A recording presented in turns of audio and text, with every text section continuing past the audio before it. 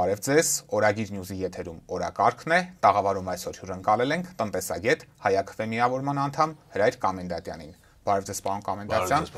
Շնորհակալ եմ, որ այստեղ եք։ Համեցեք։ Պարոն Կամենդատյան, բարերար Սամվել Կարապետյանի շուրջ ծավալվող զարգացումների ֆոնին քաղաքական իշխանությունները ամենաբարձր մակարդակով հայտարարել են հեծը պետականացնելու մտադրության մասին։ Այսօր էլ Նիկոլ Փաշինյանն արդեն հայտարարեց, որ կա կոնկրետ ծրագիր եւ առաջիկայում մենք զարգացումների ականատես կլինենք։ Ինչ եք կարծում, իշխանությունը կհամարձակվի գնալ այս ճանապարհով եւ եթե այնուամենայնիվ դա տեղի ունենա, մենք ինչ հետևանքների կարող ենք բախվել այս դեպքում։ Պետք է նախ հասկանանք ով է հայտարարողը եւ ինչ է հայտարարում։ Հայտարարողը մարդ է, որը որ չունի գիտելիքներ, ակադեմիական իմաստով կարծես նա մերկ է, եւ նույնիսկ բանասիրական կրթությունը, որ ժամանակ առաջ նրանք տարփողում են, նա որոշակի ակադեմիական հաստատում, այսպես ասած, տեղեկանք չունի։ Ինչ վերաբերվում է արդեն տնտեսական հարցին, տնտեսական օրենքները, տնտեսական հարցերը դրանք պահանջում են հիրավի խորը գիտակցություն, հիրավի մասնագիտական պատրաստություն եւ ինչու՞ չէ իրական տեսական գիտելիքներ։ Տեսական գիտելիքներ այն իմաստով, որպեսզի տնտեսական օրենքների դեմը չփակես։ Տնտեսական օրենքները դրանք բոլորից ուժեղ են, հզոր են, ապրիորի, մեզանից անկախ նրանք գործում են եւ մեզանից անկախ գործելը նշանակում է, որ ցանկացած վոլյունտարիզմ, ցանկացած ինքնակոչ, ինքնասիրահարված, նարցիսստական այսպես մոտեցումներ, ինչ որ փոփոխությունների, ռեֆորմների չպատրաստված, բերել է կոլապսի։ Քաղաքական նպատակահարմարությունից Այո, քաղաքական նպատակահարմարությունից ես նույն անձնավորության հետ կապված չեմ ուզում շատ բաներ ասեմ, ընդհանրապես ասեմ, որ որն է լինելու նման վոլյունտարիզմի գինը։ Դրա գինը լինելու է մի քանի կոմպոնենտներով, բաղադրիչներով մենք քննարկենք։ Առաջին գաղտնիք չէ, որ կոնցեսիոն պայմանագրով կարելի ասել ժամանակին հեծը սեփական աշնորհված խումբը, Տաշիր խումբը, նա բաղդատել է իր բաժնեմասերը նաև Կիպրոսում, Լիխտենշտեյնում, տարբեր տեղերում գրանցված ձեռնարկությունների միջև հասկանալի տնտեսական նաև նկատառումներից ելնելով։ Եվ այս խլելու պատկերացումը, որը 90-ականների թվականի ընդհանուր տրիլերը հիշեցնում, սա չի աշխատելու Հայաստան, որովհետև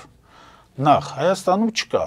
պետականացման, ազգայնացման մասին օրենք։ Եվ այս վարչախումբը իր մեջ չունի, ես վստահեցնում եմ, չունի տեսական, կիրառական, գիտելիքնոյցող տնտեսագետների, ֆինանսիստների այն խումբը, որոնք կարող են հիրավի դժվարագույն այդ օրենքը մշակել եւ այդ օրենքը մշակել այնպես, որ օրենքը հետագայում չարիք չդառնա Հայաստանի Հանրապետության եւ Հայաստանի տնտեսության համար։ Երկրորդ, այստեղ պետականացում, ազգայնացում այդ բառախաղը դնենք մի կողմ։ Եթե նրանք պատրաստվում են որոշակի գործողություններ իրականացնել, եւ գործողությունը բնավ չի նշանակում նրանք ենթակայաններում ԿՊԱ-ական այսպես ասած փակել բացելու պրոցեդուրա են կատարել, ոնց որ դատարանների հետ էին կատարում կամ փորձում են իբր թե Սուրբ Էջմիածնի հետ կապված ման գործողություն։ Սա նշանակում է, որ նրանք առնվազն պետք է հատուցեն սեփականատիրոջ վճարած գումարը կոնցեսիոն պայմանագրի սկզբնամասում ձեռք բերած ակտիվների գումարը, երկրորդ պետք է վճարեն սեփականատիրոջ կողմից կատարված ներդրումների փաստաթղթավորված են այդ ներդրումների ամբողջ ծավալը պետք է վճարեն ներդրումների հետ միասին հարակից սահմանակից բազմաթիվ օպերացիոն ծախսեր, որ նրանք կատարել են, դա իր հերթին պետք է վճարեն, քանի որ այստեղ քաղաքական վեճի խնդիր կարծես նաև կա, պետք է վճարեն նաև բաց թողնված եկամտի հնարավորությունը, որովհետև բաց թողնված եկամուտը առնվազն ընդհանրում է, որ ինչ որ X պահին որևէ գործողություն կատարել, որը խաթարել է բնականոն աշխատանքը հեծի, ընդհանրում է, որ այստեղ մենք գործ ենք ունենում բաց թողած եկամուտ հետ։ Դրանից զատ կա նյութական եւ բարոյական, այսպես ասած, վնասի փոխհատուցման խնդիրներ, ամբողջ հարցը գիտեք որն է։ Ամբողջ հարցը նա է, որ Հայաստանի Հանրապետության ներկա ղեկավարը դեռևս ներկա ղեկավարը նա փորձում է հարցը տանել ինչ որ մանկական չասեմ, բայց հստակ ուղղորդված ճանապարհով, ըստակորդ, որ օրենքների հետ կապ չունի։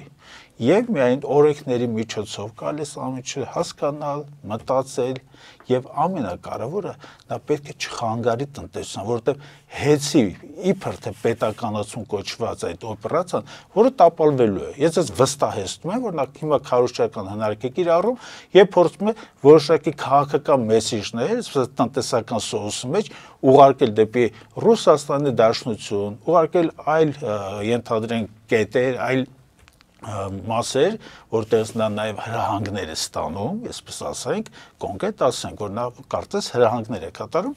եւ այս անձնավորությանը պետք է հրավիրենք նորից ողջամտության դաշտ եւ հասկացնենք, որ չի կարող այդ օպերացիան։ Ես հիմա նրանց եւ նրա իրավական առումով այդ գործիքակազմը չկա։ Իրավական առումով այս գործիքակազմը չկա։ Այստեղ կա մի կարևոր խնդիր նաեւ։ Մեկ, ենթադրենք տնտեսության այսպես ասած կուլակաթափանելու այդ պատկերացումը, որ նրա մոտ 90-ական թվականներից նրա դրոշմվել է նրա գլխի մեջ այդ խլել, խլոցի, ենթադրենք բաժնետերին ահտալ, այս տալ, այն տալ, այս ամեն ինչից զատ կա ներդրումների ընդհանուր երկրի մասշտաբով պատկերացում եւ ներդրումների հետ կապված փոխգործություն Հայաստանի Հանրապետության եւ ինչու՞ չէ միջազգային կառույցների հետ կապված։ Միջազգային կառույցները, որոնք Հայաստան Հանրապետության դոնորներն են հանդիսանում, այս անձնավորությունները նրանք փայլուն հասկանում են, որ ցանկացած տնտեսական խոշոր միավորի նման զավթումը ռեյդերային զավթումը, որը հիմա փորձում են իբր թե իրականացնել, ոչինչ չեն էլ հաջողելու, սա ինչ նշանակում։ Սա նշանակում, որ Հայաստանի Հանրապետությունը պարկ տված սուբյեկտների ֆինանսական ակտիվները վերադարձնելիության իմաստով եւս վտանգված են, որովհետեւ նրանք հասկանում, որ գործ են բռնել կամ քաղաքական երկնակամարում հայտնվել է մեկը, որը փորձում է տնտեսական օրենքներից իրեն բարձր դասել, փորձում է ընդհանրապես օրենքներից իրեն բարձր դասել եւ փորձում է ինչ-որ անձնական նեղացվածության, ինչ-որ բարերի շարադրանքի հետ կապված, փորձում ինչ-որ գործողություններ կատարել, որոնց գինը $1 միլիարդ է։ Հիմա ինչու համար եմ հիշատակում Հայաստանի պարտքը եւ ներքին եւ արտաքին, որը շարունակաբար հանրագումարով արդեն 12.5 միլիարդ $, անցել է, հեցի կոնկրետ գինը, նրա ձեռքբերման գինը, ընթացքում մոտապես վերջի 10 տարվա ընթացքում կատարված ներդրումների գինը, հնարավոր ծախքերը, հնարավոր մնացած փոխհատուցումները գերազանցել են $1 միլիարդ։ Հայաստան Հանրապետությունում այդ $1 միլիարդ չկա։ Եվ նաև մենք Հայաստանի հեղինակությանն ենք հարվածում այս կերպ, եթե այս սցենարը տեղի ունենա, քանի որ բնականաբար ողջամիտ է եւ սրանից հետո որևէ ներդրող, օտարերկրյա ներդրող այլևս չի գա եւ Հայաստանում ներդրում չի կատարի, ինչից նաև մեր երկրի տնտեսությունը կտուժի։ Պատկերացրեք, որ ներդրումների կա երկու ճանապարհ։ Մեկը ինստիտուցիոնալ ճանապարհն է, մյուսը անձնական կապերով ստեղծված պատկերացումն է ներդրումների համար, ստարտի համար։ Մարդիկ, երբ որ գալիս են որևէ երկիր, իհարկե նա գալիս են շահույթի հետևից, բայց որպես կանոն օգտագործում են կամ անձնական տեղեկատվությունը, անձնական կապերը կամ հրավերքները, եւ երկրորդը դա ինստիտուցիոնալ ճանապարհն է, երբ Հայաստանի վերաբերյալ ամփոփ տնտեսական ցուցանիշները հրապարակվում են, եւ այս հրապարակումների ընթացքում օգտագործում են Հայաստանի այդ ամփոփ ցուցանիշների աճը, դիալեկտիկա, նա տրամաբանությունը եւ յուրաքանչյուր ներդրող առաջին իսկ ընթացքի ժամանակ պետք է հասկանա եւ կհասկանա, վստահ եղեք, որ Հայաստանում գործ սկսելը, մեծ գումարներ դնելը Հայաստանում դա ռիսկային է, ընդ որում ռիսկային է ոչ աշխարհական եւ ոչ աշխարհական իմաստով նաեւ, այլ անձնական, այդ ասած ինքնակոչ միջամտելու փորձերի իմաստով։ Ես ուզում եմ նաև մենք անդրադառնանք Սամվել Կարապետյանի ներկայացված մեղադրանքին, գիտեք, հայ առաքելական եկեղեցում նրա հայտնած հրապարակային աջակցությունը որակվել է որպես իշխանությունը զավթելու կոչ, դուք այստեղ որքանով տեսաք նման կոչ, հիշեցնեմ, որ Կարապետյանը հայտարարել էր, որ եթե քաղաքական ուժերը այս հարցը չլուծեն, ապա իրենք դա անելու են իրենց ձևով, դուք այստեղ տեսաք իշխանությունը զավթելու կոչ։ Մեր ձևով անելու հայտարարությունը ես ընդհանրապես կարող եմ եւ մեզ լսողներին ասել, նա կարող է ասել, որ ես որոշել եմ աղոթքով Չարիքի իշխանությունը տապալել։ Աղոթքով։ Օրինակ եմ բերում Աստվածաշնչից, 5 կտակարանից, երբ ամրոցի պատերը աղոթքով փլվել են իրենք իրենց։ Ինչի մասն է խոսքը։ Եթե ցանկանում ենք այս համեմատությունները մենք կատարենք, ապա մենք գոնե մեր ժողովուրդը, ես սովետական ժողովուրդը, այդ հնարավորությունը, որտեղ 37 թվականին, 37-38 թվականներին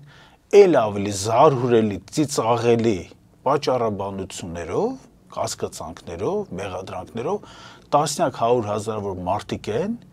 աքսորվել կամ գնդակահարվել։ Ինչի մասն է խոսքը։ Բառը խաղ եք փնտրում։ Մարդը իր ձևով լուծել է, մարդը կարող է քաղաքական կուսակցություն ստեղծի, հիմնի, համախոհներով, առավոտից երեկո, ընդհանրենք քարոզ կարդան, ծանոթանան Սուրբ գրքի թղթերին, կորթասիցներին ուղղված ընդհանրենք Պետրոսի, Պավելի, ընդհանրենք թղթերին ծանոթան, աղոթեն, ինչի նշանակում իմ ձևով։ Այդ մարդիկ, ովքեր պնդում որ իմ ձևով աշխատանք կատարելը դա հանցագործություն է, նրանք այն մարդիկ են, որոնք միշտ պատկերացրել եւ ես մտքում գիտեմ, որ իրենց ձևը դա անօրինականությունն է, իրենց ձևը դա 100,000-ավոր մարդկանց խաբելու եղանակն է եւ իրենց ուղին դա ոչինչ չարած նույնիսկ անմեղ մարդկանց բնակարանների մոտ դատարկ դագաղներ ուղարկելն է։ Իմ ձևը, նրա ձևը, մյուսի ձևը, ասեք, սա պետություն է։ Եվ ձևերի հետևից ընկնելը, ձևերի փոխարեն ձևերի ներսում, ձևերի տակ ինչ որ բաներ փնտրելը, սա գիտեք ոնց է, սա մի խաղ է անհույս խաղ, որովհետև անձնավորությունը կարծես թե օրակարգ չունի, եւ անձնավորությունը ինչ որ բառերի կապակցությունից, շարահյուսությունից, շարադրությունից ընդհանրենք կախված ինչ որ բաներ, ինչի մասն է խոսքը։ Մարդը ասել է, մարդը ընտրում կարծես թե սխալ չի ասել այն իմաստով, որ հասկացել որ քաղաքական դաշտը չունի այն լուծումները,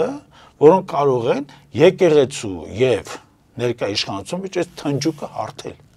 Եվ նա կարծես թափության կոչել արել, որ չի կարողանում լուծեք։ Ինչի մասն է առավոտից երեկո այս գրառումները, այս հրահրիչ, սադրիչ գրառումները, վերհաներ ազատելու, ընդ որում դրանից առաջ օրեր առաջ ինչ որ խմբեր էին կազմելու, խմբերի հետ կապված աշխատանք էին անելու, անձնական ինչ որ նվիրվածության, այսպես հոգեվորականների կուսակրոնության հանգամանքն էին ստուգելու, չգիտես ինչպես։ Շատերը չգիտեն, որ 16-րդ դարում կար Ֆլորենցիայում կար Սավոնարոլաունով մի իշխանավոր եկեղեցական էր։ Այս Սավոնարոլան ինչով էր հայտնի քարոզներով, մաքրության, պղծության, ապաշխարանքի, խոստովանության եւ Հռոմի պապի հետ հակադրության մեջ էր ընկել։ Մոտ սա Ֆլորենցիայում մեդիչիների կլանը, այսպես վռնդեց քաղաքից եւ հասած մի դժնդակ միապետություն, կրոնական ընդ որում։ Ֆլորենցիան իր ամբողջ պատմության մեջ նման ճիվախ չեր ունեցել։ Սա գիտեք ինչ էր հասել, այդ ծաղկով փթթող այդ ամբողջ քաղաքը իր հանդերձներով, երաժշտությամբ, նկարչությամբ, քանդակագործությամբ, արվեստների այդ հովանավորությամբ վերածված մի գորշ քաղաքում արգելված էր գորշ գույնից բացի որևիցե գույնի հանդերձ կրելը։ Ինչով ավարտվեց դա։ Ես ցած ասում ինչով ավարտվեց Սավոնարոլային դրեցին այսպես ասած ընտրության արչեւ եւ ասացին եթե դու հավատում ես որ դու կարող ես կրակի վրայով քայլել եւ այդ ամեն խոստովանությունները դու մեզ ես ներկայացում քայլի բնականաբար հրաժարվեց ընդամենը մի քանի ժամ հետո նրան կախեցին եւ այրեցին խարույկի վրա վերջացավ հետեւությունները թողենք մեր ընթերցողներին ու հետևորդներին գիտեք ինչ հարցը գիտեք որտեղ է հարցը այնտեղ է որ այս մեր երկիրը այնքան խոցելի երկիր է հիմա նման վեճ աշխարհաքաղաքական վեճերի այդ ամիջից հոգնած այս երկրում պետք է հանգստություն տեսնում ենք բացից ամեն ինչ հրշվանքով են հետևում ու ձայնակցում դե գիտեք ոնց է յուրաքանչյուր այսպես ասած օպերացիա յուրաքանչյուր action յուրաքանչյուր գործողություն եթե նրա ետևում կա նաև վարձ ստանալու հնարավորություն վստահ եղեք որ մարդիկ կգտնեն որ դրանց կմասնակցեն նույն հաջողությամբ Հիսուս Քրիստոսին քան որ խոսեցին կրոնական թեմայից նույն հաջողությամբ վարձի դիմաց Հուդան Հիսուսին մեր Տիրոջը դավաճանեց ինչի մասն է խոսքը դավաճաներ Հուդաներ 30 արծաթի երկրպագուներ միշտ էլ կգտնվեն խնդիրը նա է որ մենք դրա գայթակղություն ունենալով հանդերձ երբեք չպետք է մտնենք կրոնական վեճերի մեջ մի օրինակ ցանկանում բերել 20-րդ դարի սկզբերին ռուսական հասարակության մեջ սլավոնաֆիլների եւ արմատաֆիլների միջև, այսինքն մարդիկ ովքեր կամ արմատական կողմն էին պահում, կամ սլավոնական եւ եվրասիական կողմն էին պահում, գաղափարական իմաստով ահռելի վեճ էր գնում, ահռելի։ Էլ չեմ ասում իրար ծեծելը, տասնյակներով, հարյուրներով իրար խեղտամահանելը, վնասելը, գույքերին վնասելը, այս հանրության մեջ վեճը գիտեք ինչի բերեց։ Բերեց նա, որ հզոր ռուսական կայսրությունը մոտ 1 տասնամյակ հետո կործանվեց։ Այստեղ շատ պետք է խղճի հետ կապված հարցերում պետք է շատ զգույշ լինել զիջող, տոլերանտ, ընդ որում այստեղ կա մի խնդիր նաև սահմանադրությունը պետք է պահել ցանկացած պարագայում։ Դե կաշկանդված չեն սահմանադրությունը ոտնահարելուց բազմիցս համոզվել ենք դրանում։ Դե բազմիցս համոզվել ենք, բայց այստեղ մենք ունենք իրավական դրույթներ եւ իրավական դրույթներում հստակ ընդգծվում է, որ սահմանադրական նորմ կա, որ եկեղեցին եւ պետությունը անջատ են։ Եվ այս իմաստով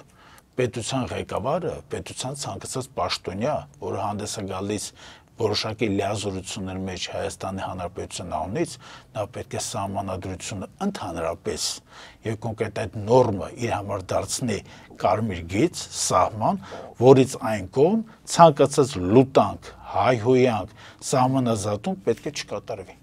Պարոն Կոմենդանտյան, խոսենք նաև իսրայելա-իրանական հակամարտության մասին, որի հետևանքով մեր տարածաշրջանում բավականին պայթյունավտանգ իրավիճակ է ստեղծվել, թեպետ այսօր հայտնի դարձավ, որ կողմերը հրադադարի պայմանավորվածություն են ձեռք բերել, բայց հստակ չէ, թե այն կյանքի կկոչվի, թե ոչ։ Ձեր գնահատմամբ այս հակամարտությունը Հայաստանի վրա տնտեսական առումով ինչ ազդեցություն կարող է ունենալ եւ մենք հնարավոր հետևանքներին որքանով ենք պատրաստ։ Հնարավոր հետևանքներին մենք երբեք պատրաստ չենք։ Հայաստանի Հանրապետության պետական համակարգը նման արհավիրքներին, դա արհավիրք է աշխարհական, պատրաստ չէ։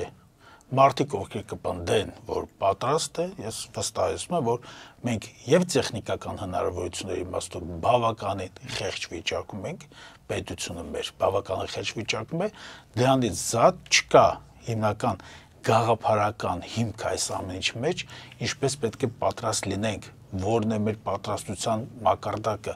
մոդելը, մենք ուր են գնալու ցանկացած նման արհավիրքի պայմաններում։ Կոնկրետ այդ իսրայելյան եւ իրանական բախումը, նա նոր բախում չէ։ Նա 1948 թվականից այդ բոցը անընդհատ մերձավոր արևելքում տարածվել է, եթե պատմությանը ծանոթ մարդիկ բոլորը գիտեն, որ համարը թե բոլոր պատերազմները անընդհատ արդեն 2000 տարի մերձավոր արևելքում մղվում են։ Մերձավոր արևելքում իսրայելյան տարի, այսպես ասած, ի հայտ գալու հետևանքով այս արաբական երկրների եւ նաեւ իսլամի փարված երկրների միջև կա վստահություն, որ նրանք գործ ունեն չարիքի հետ,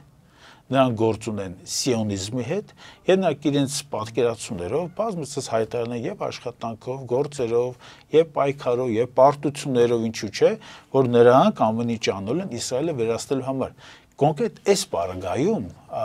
առաջ եկավ մի նոր բաղադրիչ, դա ատոմային զենքի,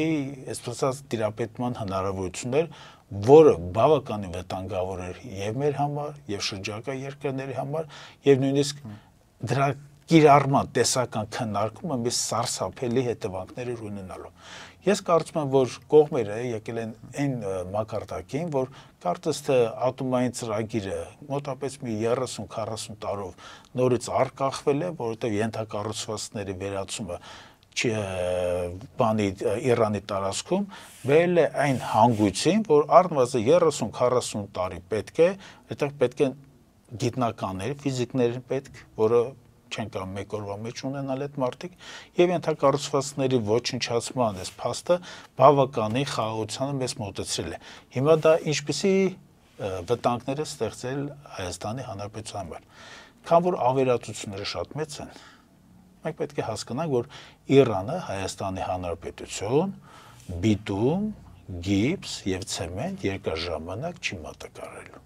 Երկար ժամանակ։ Դա ինչ է ստեղծելու Հայաստան Հանրապետության հետ կապված խնդիրները, որոնք է լինելու։ Խնդիրը լինելու է նա, որ մեր պետական բյուջեի մի խոշոր հատված, որպեսզի շինարարությունը եւ դրա մեջ առանձնակի խոշոր խմբեր են այդ ասֆալտապատման աշխատանքները եւ բնակարանային շինարարությունը, Այս իմաստով մենք ունենալու խնդիր մատակարարման հետ կապված։ Իրանը երկար ժամանակ չի կարողանալ այդ ծավալները միգուցե մի ինչ-որ ժամանակ նաև կարկախի։ Հաջորդ հարցը դա Հայաստանի Հանրապետությունից արտահանման եւ Իրանից ներմուծման խնդիրներ, ներմուծման եւ արտահանման մեր կառուցվածքը երկու երկրների միջև ապրանքաշրջանառության նա բավականին դիսբալանս կա այստեղ։ Դիսբալանս կա այն իմաստով, որ Հայաստանի Հանրապետության եւ Իրանի արտաքին ապրանքաշրջանառությունը մոտավորապես $700 միլիոն է հասնում, որից ընդամենը $60 միլիոնի կարգին է Հայաստանի Հանրապետության արտահանման մասնաբաժինը։ Մենք այստեղ լրջագույն խնդիր ունենք եւ Հայաստանի Հանրապետության եւ արտահանումն է հիմա վտանգված եւ Իրանից ներմուծումը դեպի Հայաստան չի գալու այդ գիպսը, բիտումը, չեն գալու երկաթե գլանվածքները, չեն ոլորտներում գնաճ առաջանալու հաստատապես գնաճի հետ կապված ես ասեմ մենք մի յուրահատուկ տնտեսական մոդելի մեջ ենք ներք հաշված, որ ցանկացած փոքրիկից շարժի դեպքում, փոքրիկից տատանման դեպքում Հայաստանում սկսում է գնաճի մի սպասում եւ նա շատ արագ իրականանում է եւ գնաճի հետ կապված աշխատանքներ չկան, մեղմելու հետ կապված, որովհետեւ այստեղ մենք գործ ունենք մի խմբակի հետ, որի առանցքը տնտեսական կարելի ասել փուչ է։ Հիմնական կառավարիչները ոչ մասնագետներ են եւ ոչ էլ գիտելիքի կրողներ են։ Եվ այս մարդկանցից սպասել, որ նրանք այդ ապրանքաշրջանառության դիսբալանսը կկարգավորեն, կկառավարեն, ես մեծ կասկածներ ունեմ։ Կամ նաեւ մեկ խնդիր, մեր բյուջեի խնդրի հետ կապված, որովհետեւ նայեք, ես հիշատակեցի շինարարության մեջ այդ անկումը, որը որ պարտադիր լինելու է եւ դա մոտավորապես 3 ամիս հետո է սկսվելու, 3 ամիս հետո սա ինչ է բերելու, սա բերելու է մեր մոտ բյուջետային, այսպես ասած, մուտքերի որոշակի անկում, չի լինելու շինարարություն, չի լինելու պետական ծրագրերով այդ ասֆալտապատումների այդ ահռելի ծավալը, ինչով հպարտանում են, դա բերելու են չի, դա բերելու պետական բյուջեի մուտքերի անկման կոնկրետ թեմատիկ, որովհետև նայեք վերջին եռամսյակում շինարարությունը աճել էր մոտավորապես 11%-ով, ես ձեզ վստահեցնում եմ, որ երրորդ եռամսյակում շինարարության աճը լինի ընդհանրապես 2% կամ 3%, ընդ որում դա որոշակի վրձնահարվածների օգնությամբ է կատարվում, այսինքն թվերը նկարելու են։ Պարոն Կամենդացյան, վերջին շրջանում սրվել է նաև Վրաստանի տարածքով հայկական կոնյակի արտահանման խնդիրը եւ ակնհայտ է, որ վրացական կողմը այստեղ խոչընդոտներ է ստեղծում ինչ-որ խնդիրներով պայմանավորված եւ ստուգում է հատկապես այն խմիչքները, որոնք իր տարածքում չեն վաճառվելու, արտահանվում են դեպի ռուսական շուկա։ Ձեր գնահատման վրացական կողմի պահվածքը ինչով է պայմանավորված, եթե չեմ սխալվում, նախկինում երբեք նման խնդրի մենք չէինք բախվել մեր նորագույն պատմության ընթացքում։ Խնդիրը գիտեք որն է, այդ թեմայի շուրջը կարծես կա որոշակի խորհրդավորություն, կա խորհրդավոր լռություն։ Վերջին հաշվով վրացի ընտանիք մաքսավորները եւ պետական լիազոր մարմինները ինչ են ուզում։ Դրա մասին ոչ ոք չի զրուցել։ Հայտարարում են 50 հատ բեռնատար, 100 հատ բեռնատար, այս կոնյակագործը, այն մյուսը գնում են ինչ որ դեսպանատանների մոտ ակցիաներ են անում հուսահատ։ Այդ ակցիաներով պետական որոշումներ չեն փոխում մանավանդ հարևան պետությունում։ Խնդիրը նա է, որ վրացական կողմը առաջադրում է իրական պահանջներ կապված այդ կոնյակ կոչված արտադրանքի որակի հետ, կապված նրա մակնանշման հետ, կապված նրա այդ ծածկագրերին, ԱՏԳ-ներին այսպես համապատասխանելու հետ կապված, դրա մասին քար լռություն է Հայաստանում։ Եվ ձեզ ասեմ, այստեղ մի խնդիր կա, երբ որ մարդիկ, մանավանդ տնտեսական պատասխանատուները չեն խոսում հարցի իրական պարունակության եւ բովանդակության մասին, նրանք կարծես ստեղծում են մի լարվածություն երկու երկրների եւ պետությունների միջեւ եւ ժողովուրդների միջեւ։ Ինչ աշխում վրացիները սահմանը փակել են։ Վրացիները բա ինչ չէին փակում։ 25-30 տարի հայկական ապրանքները, իհարկե չեմ ուզում հիշել տարիներ, երբ որ Վրաստան անիշխանություն էր, չէ, բայց հայկական ապրանքները գնում էին, գալիս էին, նույն հայկական այլ ապրանքներ էլի հանգիստ գնում են Ռուսաստանի Դաշնություն, մեր հիմնական դաշնակից չասեմ, բայց հիմնական արտադրային պարտներս իմաստով, այստեղ խնդիրը նա է, որ մեր հայկական կոնյակի հետ կապված լուրջ խնդիրներ կան, նրա որակի հետ կապված եւ որոշակի իմաստով նրանց համապատասխանության հարցեր են առաջացել վրացիների մոտ, որոնք նրանք լաբորատոր քննությունների միջոցով հայտնաբերել են վերջո եւ փաստացի մարդիկ չեն ուզում հանդիսանալ տրանզիտ մի երկրի համար, որի ապրանքը կոնկրետ այս պահին որոշակի կասկածներ եւ որոշակի այլ հետադարձ խնդիրների կանգնեցնելու։ Ինչ պիտի արվի։ Ամենակարևորը պետք է ասեմ ներսում տնտեսության ներսում ալկոհոլային խմիչքներ արտադրող ձեռնարկությունների ներսում պետք է ներդրվի նոր տեխնոլոգիաներ, պետք է ներդրվի իրական կոնյակագործության չափանիշներ, այլ ոչ թե ընդհանրենք ներմուծված սպիրտը գույն տալով, ինչ որ կոնյակ ստեղծել, ինչ որ մի անորոշ հեղուկ։ Այս խնդիրը նա է, որ խնդրով պետք է զբաղվեն, բայց խնդրով ով զբաղվի։ Գյուղատնտեսության նախարարություն գոնե պետք է լիներ, գյուղատնտեսության նախարարությունը պետք է հարցով զբաղվեր, այդում հարցը ոչ թե սահմանին է, հարցը մեր արտադրողների մոտ է եւ արտադրողների մոտ պետք է աշխատանքներ կատարեն։ Կարծում եմ, այս իմաստով այս թեման էլի շարունակվել է, որովհետեւ խորքային իմաստով նա չի լուծվում։ Որակն է գլխավոր պատճառը ասես։ Որակն է գլխավոր պատճառը, այստեղ որոշ խմբեր կան տարածում են, որ վրացիները մրցակիցներին են ուզում փակեն, որ ռուսական շուկա, վրացական կոնյակ, գինի կամ նման այդ ալկոհոլային արտադրանքը գնա եւ հայկական իբրտը նրանց մրցակիցը չկան նման։ Նաեւ քաղաքական տեսակետ է հնչում, որ Հայաստանի իշխանությունները Վրաստանի ներկայիս իշխանություններին ընդդիմացող ինչ որ գործիչների են այստեղ հյուրընկալել, ինչի պատճառով է վրացական կողմը նման խնդիրներ է։ Գիտեք, այդ հարցը ցանկացած դեպքում կարելի է, եթե ինչպես ասեմ, եթե չկա կոնկրետ գործողության բացատրությունը եւ պետությունների միջև գործողությունները որպես կանոն բացատրվում են տեխնիկական մակարդակով։ Եթե տեխնիկական մակարդակով լուծումը չկա, կարող են ասել մի թռչուն է սահմանը հատել, թռչունը չի մաքսազերծել ինքն իրեն։ Ամեն ինչ կարելի է հորինել։ Իսկ մեկը ընդհանրենք ընդդիմադիր հայացքներ ունեցող մարդու գնալը գալ, ընդհանրենք կարծում եմ սա խնդիր չէ, որովհետև Վրաստանը պետություն է եւ մեկ ընդդիմադիր անձը ինչքան էլ կարևոր լիներ, այդչափ խնդիրներ չէր ստեղծելու երկու պետությունների միջև։ Ավելի օդիոզ դեմքեր են եղել, գնացել են, եկել են, ու դրանից բան չի փոխվել։ Խնդիրը տնտեսական դաշտում է, տեխնիկական դաշտում է, այլ բան է, որ մարդիկ կան, ովքեր զբաղեցնում են տնտեսական բնագավառում մեծ լիազորություն ունեցող պաշտոնի աթոռները, այս անձնավորությունները չեն համապատասխանում, կոմպետենտ չեն, նրանք տեխնիկական այդ ռեգլամենտներին չեն տիրապետում, պարզապես չեն իմանում այս մարդիկ, ինչի մասնա խոսքը։ Եվ պարոն Կոմենդանտյան, ձեզ հետ մեր տաղավարում առիթ ունեցել ենք համընդհանուր հայտարարագրման համակարգը եւ դրանում առկա բաց թողումները քննարկելու։ Վերջին տվյալներով այս պահեդրությամբ մոտ 60,000 քաղաքացի է հայտարարագիր լրացրել, թեպետ նման պարտավորություն ունեցողների թիվը գերազանցում է 700-ից 750,000։ Այո։ Ըստ ձեզ ինչի մասին են այս թվերը վկայում եւ ինչու մեր քաղաքացիները շահագրգռվածություն չեն ցուցաբերում այս համակարգի նկատմամբ։ Նախ ասենք, որ այդ 52,000-ը միջին հայտարարել, այդ 52,000-ը պետք է լիներ 20,000-ի կարգի կամ 25,000-ի կարգի, ոչ ավելի։ Խնդիրը նա է, որ այդ 52,000-ի այդ թիվը ստանալը միջնորդավորած կերպով դրան բուքսիր են վերցրել այս թվին։ Մարդկանց սոցիալական աջակցության, սոցիալական կրեդիտների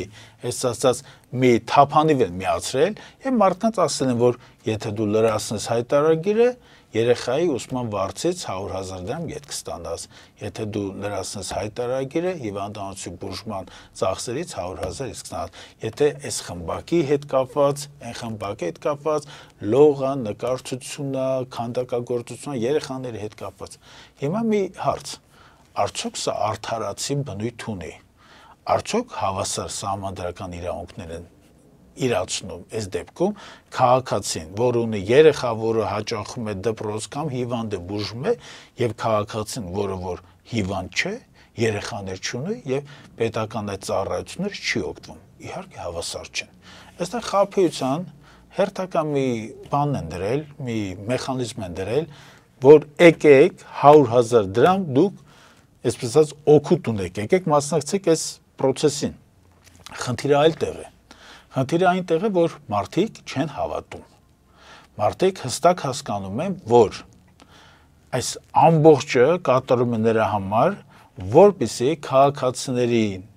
առաջադրվեն լրացուցիչ պարտավորություններ եւ քաղաքացին բնականաբար հասկանում է, օրենքները կարդում է, մարդիկ հասկանում են, գիտեն, իրազեկված են եւ մարդիկ հասկանում են, որ շարից փորձանքից հեռու։ Ես շատ-շատերից եմ լսում, որ ասում են 15,000 դրամ տուգանքը կվճարեմ ու չեմ լրացնի հայտարարից։ Ամբողջ խնդիրը գիտեք որն է։ Խնդիրը նրա մեջ է, որ 720,000 հոգուն, լավ, այս տարի մի 50-60,000 հոգի հայտարարեցին։ Եկող տարի դրանց միանալու են մոտավորապես մի 700,000 հոգի։ Մոտավորապես 492,000 թոշակառուներ են միանալու, այսինքն մարդիկ, ովքեր 700,000-անոց, այսպես ասած, զանգվածի հետ, թվականակի հետ արդեն իսկ խնդիրներ ունեն եւ չեն կարողանում այդ պետական նիհիլիզմը հաղթարեն, որտեղ մարդիկ դրսևորում են իրավական նիհիլիզմ պետության, պետական միջոցառումների նկատմամբ։ Հիմա 1.5 միլիոն, 1,700,000 քաղաքացիներ ոնց են լը։ Այս խնդիրը կա։ Այս խնդիրը կա եւ այս խնդիրը պետք է կարգավորել եւ այս իմաստով մենք հայակվե մեր քաղաքական ազգային միավորման ներսում ունենք հանձնաժողով սոցիալ-տնտեսական հիմնախնդիրներով զբաղվող։ Եվ մենք առաջարկներ ենք պատրաստել եւ այս առաջարկները մենք չենք ներկայացնելու այս իշխանությանը, մենք սա ներկայացնելու քաղաքացիներին, որովհետեւ մենք եկել ենք այն եզրակացությանը, որ մենք ոչ թե ցուցանիշների համար ենք աշխատելու, մենք աշխատելու ենք քաղաքացիների համար։ Եվ քաղաքացիներն ենք դա ներկայացնելու, ինչու՞ն է դրա իմաստը, էությունը, մենք առաջարկում ենք սահմանել շեմ։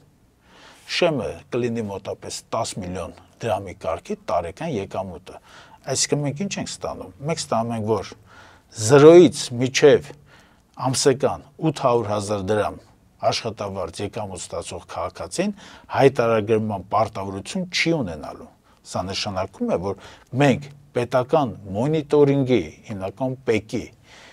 պետական մոնիտորինգի ծառայությունները թոթափում ենք այդ 100,000-ավոր անիմաստ կարելի ասել թղթաբանությունից, հսկողությունից, վերահսկողությունից եւ դրա հետ կապված մնացած գործընթացներից։ Այսինքն միջև 800,000 դրամ ստացող քաղաքացին բնականաբար եւ վերջնականապես ազատվելու է հայտարարման պարտավորությունից։ Սա մենք հիմա հանրության սրա մասին տեղեկացնում ենք։ Իսկ ինչպես եք պատրաստում դա իրագործել։ Մենք ասենք ձեզ, եթե դուք պատկերացնում եք, որ այդ 1.5 միլիոն 700,000-ի հետ կապված հայտարարումը կատարվելու է, չի կատարվելու։ Դա տապալվելու։ Տեսնում ենք, եթե օրինակ 52,000-ն են լրացել, մինչև նոյեմբերի 1-ը դա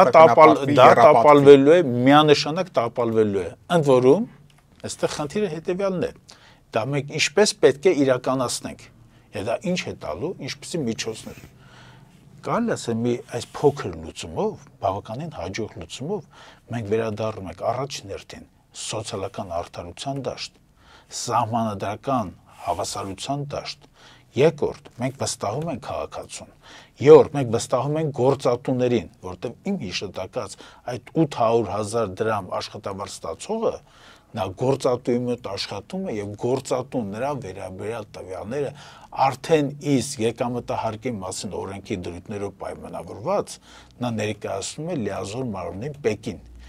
Մենք պետությունը թոթափում ենք այդ ծանրությունից, այդ բեռից, սա ինչ է տալու նաեւ, սա տալու որ մեր մարդը քաղաքացին, որ ընդհանրենք անցել է թոշակի եւ տնտեսական գործունեությունից դուրս եկել, թոշակառուն պարտավոր չի, որպեսի եկամուտների հետ կապված այս ամբողջ ճանապարհը անցնի, ընդ որում նրա վրա մնա իրավական պատասխանատվության հարց։ Ինչի մասն է խոսքը։ Մենք պետք է թեթևացնենք, ազատենք եւ այդ կարելի ասել էլեկտրոնային ստրկության այս կապանքը մենք պետք է մարդկանց վրայից վերցնենք եւ ինչու՞ չէ, եթե կա այդպեսին, դա գցենք մարդկանց վրա, ովքեր մոնիտորինգի արդյունքում կպարզվի, որ դարել են սիգարետի բիզնեսի խոշոր, ընդհանրենք օլիգարխներ են դարձել, մարդիկ ովքեր որ ունեն մի քանի արդեն բնակարան շատ կարճ ժամանակահատվածում այդ տաղանդավոր բիզնեսներ այն մարդիկ ովքեր որ 7 տարի առաջ նույնիսկ մեկ կրպակ չէին կարողանում աշխատացնել ես խնդիրը հետևյալն է որ պետությունը պետք է լիազորություն իրականացնի բայց պետությունը պետք է նաև լինի վեհանձն պետությունը պետք է բարձր լինի, պետությունը պետք է օրինակում ցույց տա, որ վաստակած հանգստի անցած քաղաքացին պարտավոր չէ ոչ էլեկտրոնային ստորագրություն ունենալ, ոչ այդ էլեկտրոնային ստորագրություն կարդացող սարք ունենալ, ոչ ընդհանրենք հետևել եկամտահարկի մասին այս ամբողջ դրույթներին, այդ տարիքում մարդիկ այդ զբաղմունքներ ունեն եւ նրանց պետք չէ խանգարել, նրանց պետք չէ այդ մշտական քաղաքական ջղաձգումների մեջ գցել, ոնց որ հիմա առավոտից երեկո կատարում է մի անձնավորություն, իր ընդհանրենք ամեն օրվա այդ տգետ զզվել է այդ հայտարարությունով, չեմ ուզում այդ հայտարարությունների որակի մասին, նրանց բնույթի մասին խոսալ ընդհանրապես։ Եվ ես տեղյակ եմ, որ ձեր հանձնաժողովը մի շարք այլ կարևորագույն հարցերի վերաբերյալ նախաձեռնություններ է պատրաստում, խնդրեմ այս մասով էլ մի փոքր մանրամասնեք, ինչ հարցերի վերաբերյալ եւ որքանով եք դրանք կարևորում։ Խնդիրը հետեւյալն է, որ մենք չենք պատրաստվում Հայաստանի Հանրապետության քաղաքական դաշտում արդեն իսկ այսպես բնավորված մոդելով գնալ։ Երբ որ ընտրությունները մոտենում են, քաղաքական բոլոր դերակատարների ծրագրերը բացում ես, չէ՞, բացարձակապես նույն բառերն են։ Բացարձակած նույն բառերն են, որոնցից շատ արագ կարելի է արագորեն հրաժարվել, մոռանալ դրանք, հեռու գնալ, բանել, ինչպես իշխանությունը անում է։ Կոնկրետ մեկ ինչ ենք առաջարկում։ Ես առնվազն 4-5 գոնե խոշորացած խմբերի մասին հիմա կհիշատակեմ, որոնք ապացուցում են, թե մենք եւ ցույց են տալիս, թե որչափ խորը անցալում են ստանալու այդ տնտեսական ռեֆորմը։ Սրանք տնտեսական ռեֆորմների սոցիալական մի մասն են ընդամենը։ Կոնկրետ ասեմ ձեզ, այդ հայտարարման հետ կապված 10 միլիոն դրամի շեմը տարեկան դա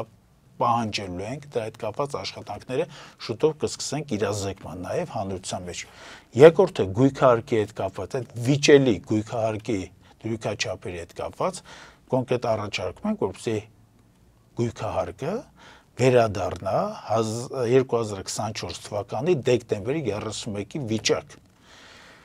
Այստեղ խնդիր ունենք գույքահարկի մեջ նաև արտոնությունների մասով, կոնկրետ թոշակառու քաղաքացին 30 քառակուսի մետր մեկ անձի հետ հաշվարկված իր հետ կապված արտոնությունը ստանալու նա գույքահարկ չի վճարելու 30 քառակուսու համար, որ մարդը ստիպված չլինի իր տունը վաճառի, որ գույքահարկ չվճարի։ Իհարկե, Աստված հեռու տանի։ Հաջորդածը դա շրջանառության հարկի հարցն է, մոտավորապես 200,000 քաղաքացի կարելի ասել առնչվում են այս թեմային եւ հիմա 10% են դարձրել այս վայի իշխանությունները, մենք առաջարկում ենք վերադառնալ 5% շրջանառության հարկին, բայց մի լրացումով։ Լրացումը վերաբերվում է նվազեցման ծախսերին։ Նախկինում նվազեցում էր միայն վաճառքի համար ձեռք բերված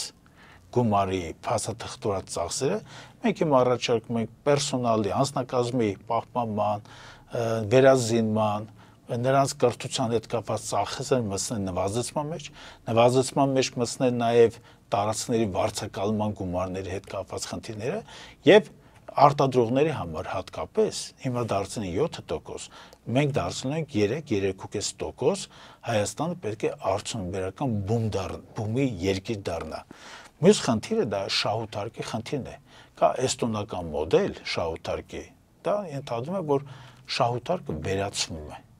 Իհարկե վերացվում է, չի նշանակում ընդհանրապես վերացվում, շահութարկը կգործի միայն այն ձեռնարկությունների համար, որոնք ներդրում չեն կատարի եւ շահաբաժների ձևով գումարներ դուրս կանեն բիզնեսից։ Իսկ այն գումարները, որը որ մնալու է ձեռնարկության զարգացման մեջ, չէ, նա շահութարկ դրա հետ կապված չի վճարվելու։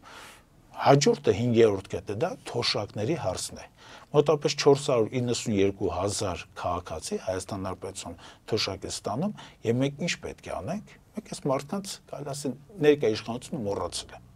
խափում է, ընդ որում խափում է ամենագարշելի ձևով։ Խոստացել են, որ այս տարի պիտի բարձրացնեն։ 5 անգամ բարձրացրել ենք, 5 անգամ բարձրացրել,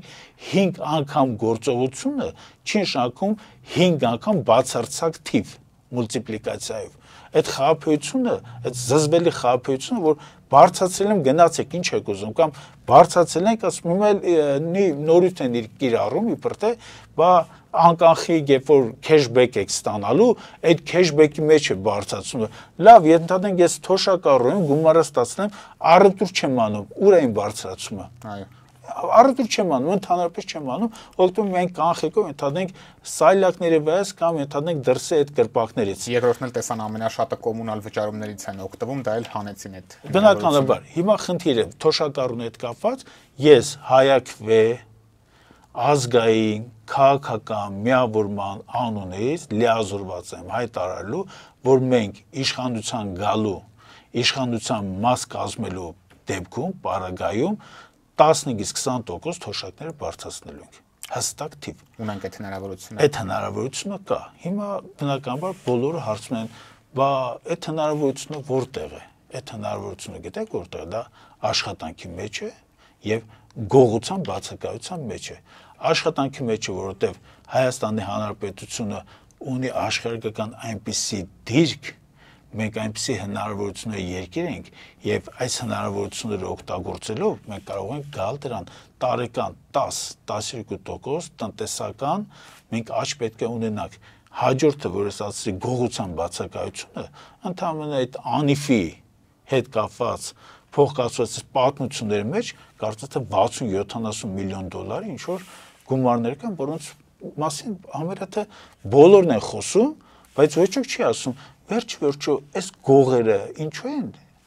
նորից իրենց հարմարավետության զոնայում նստած։ Ուրիշին են կոռուպցիոներ անվանում։ Կոռուպցիոներ անվանում են չեն անվանում, ես մի այլ հարց եմ տալի։ Snoop Dogg-ի հետ կապված 6 միլիոն դոլար այս մարդը պետական բյուջեից փող է գողացել։ Պարզապես գողացել է այս մարդը 6 միլիոն դոլար, այդ փողը ուր է։ Կամ այլ հարցեր, բազմաթիվ են այս հարցերը, կոռուպցիոն չասեմ, այն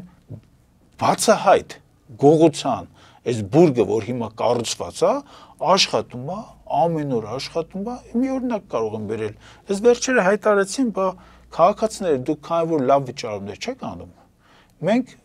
բաներ, տրոլեյբուսներ էլեկտրական չենք բերելու։ 45 հատ ծրագիր կար, լավ, այդ չաշխատելը, բա ասում եք կաշխատի։ Հիմա ինչ ոնց որ Մարսի կապիտալում են ասում, որ ասում է հանրային հարստության բոլոր աղբյուրներից կբխի հարստությունը, բայց ինչի չի բխում, որովհետև հաշվարկից զատ կան նաև ստվերային հաշվարկներ եւ այդ գողության այս ամբողջ բուրգը պետք է քանդվի։ Հիմա մի խնդիր էլ կա, դրա մասին ես ուզում եի առանձնակի անդրադառնամ այդ 10-12%-անոց աճի հետ կապված։ Մենք ինչ ենք մտնում, որ Հայաստանի Հանրապետությանը առնվազն 10-12%-անոց տնտեսական աճը պետք է։ Մենք ուսումնասիրություններ ենք կատարել եւ ես ձեզ անկեղծ ասեմ, սարսափելի պատմություն է այդտեղ մեր համար։ Հայաստանի Հանրապետությունը իր 20 միլիարդ դոլարանոց բյուջեով եւ մոտավորապես 5-ից 6% տարեկան աճով 82 միլիարդ դոլար տնտեսություն բյուջե ունեցող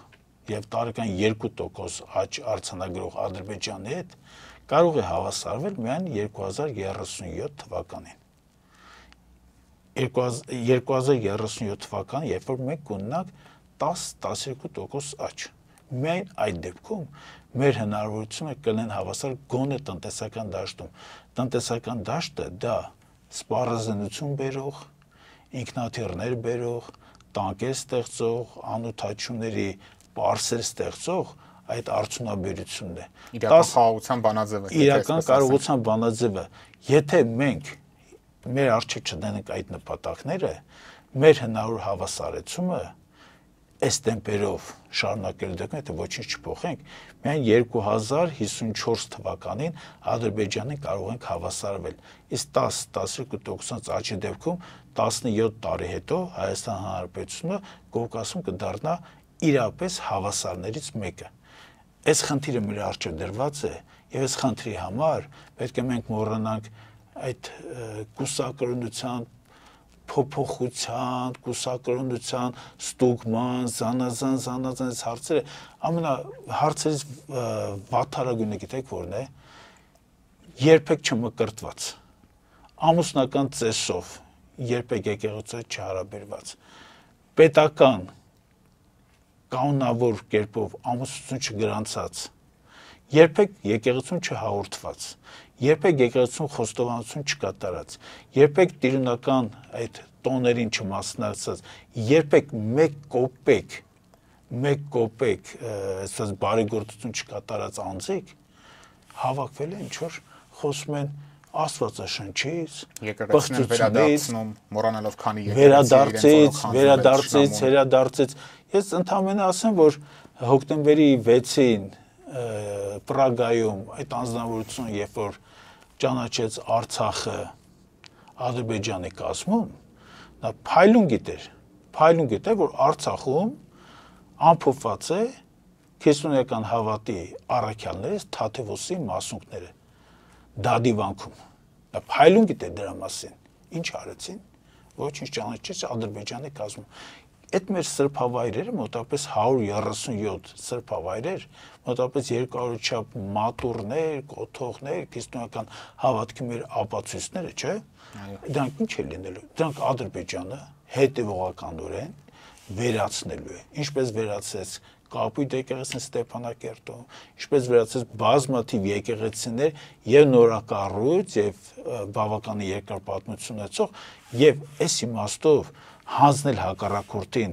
սրբազան ուխտի կոթողները, սրբազան ուխտի ճարտարապետական ապացույցները եւ հավատքի ապացույցները նաեւ եւ դրանից հետո ճամարտակել ինչ որ կուսակրոնության այս բանաձևերի մասին, այդ կուսակրոնության թեման, գիտեք, դա զազրելի թեմա է նաեւ այն իմաստով, որ այս ամենին հետևող երիտասարդությունը ներքաշվում է կիսա էրոտիկ, այսպես է բարբաջանքների դաշտ։ Ազգային ժողովում, այսպես մի խնդիր կա, երեխաներին երբ որ բերում են ազգային ժողով, որպեսզի նրանք դիտարկեն մեր падգամավորների, այսպես մեր ընտրված падգամավորների աշխատանքը, այս ընդհանրապես առաջարկում որ հիմա այդ երեխաներին ընդհանրապես չբերեն ազգային ժողով։ Ծնողներին կոչ եմ անում չուղարկել։ Ազգային ժողովը դարձել է այն վայրը, որտեղ հայհոյանքը, լուտանքը, քացիներով իրար հետ հարաբերություն պարզելը, հարու տալը, կոտոշներով իրար հարու են տալիս։ Ինչի մասն է խոսքը։ Ես մի օրինակ բերեմ պատմական այդ իմաստով կարճ։ Գրաֆ Կոմս դե Անուցիո կար Մուսոլինի ընկերներից մեկը։ Բավականին արկածախնդիր եւ հետաքրքիր կյանք է ունեցել։ Այս անձնավորությունը, երբ որ Իտալիան այս ժամանակ Իտալիահույսը գտնվում էր Ավստրո-Հունգարիայի տիրապետության օրոք, նա ինքնաթիռ է վարձել եւ իր ընկերների հետ միասին գոմաղբը այդ ինքնաթիռից լցրել է Ավստրո-Հունգարիայի այդ ազգային ժողովի տանիքի վրա վերևից։ Եվ նա հարցել են, իհարկե դատապարտեցին մի կես տարի ինչ որ նստեց, չէ՞, բայց ասում էր այդ վայրը իր մեջ չի կրում այլ ընդհանրենք հնարավորություն, բացի իր վրա գոմաղբի շերտ ունենալուց։ Պարոն Կոմենդացյան, շնորհակալ եմ հետաքրքիր զրույցի համար։ Համեցեք։ Օրակարգն այսօր այսպիսին էր, այն ամփոփեցինք տնտեսագետ, Հայ ԱՔՎ միավորման անդամ Հրայր Կոմենդատյանի հետ։ Կհանդիպենք։